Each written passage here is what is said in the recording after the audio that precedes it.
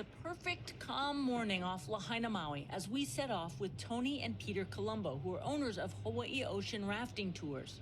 It seems so far removed from the scene that they lived through here almost 3 years ago.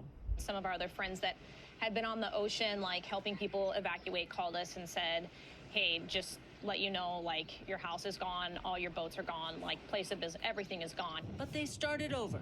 Between grants and loans that were able to help us get back on our feet. It hasn't all been smooth sailing, but they're navigating this new reality and encouraging visitors to come back. Right here. But not all businesses have bounced back.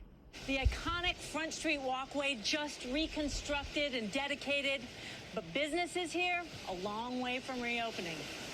In part because the focus has been on home rebuilding for families like the Kahahanes, who we met just 2 days after they lost their home.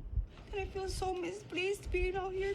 We have some shelter, which some people don't have. In some ways, we're not as bad off as others.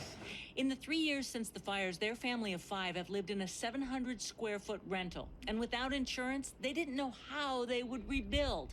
But then, good news. Because we were let down so much, I kind of gave up hope. Samaritan's Purse, amazing. Samaritan's Purse, a charity that rebuilds homes in disaster areas, stepped in. When you see the total amount due, it's zero.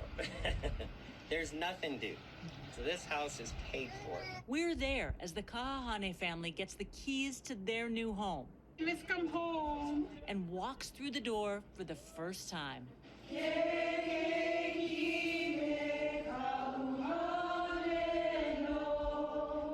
A full circle moment watching this family come home to Lahaina. Now, Maui Mayor Richard Bisson announcing just yesterday the first businesses will reopen in an outdoor marketplace that will be built for vendors and small businesses that were impacted by the fire.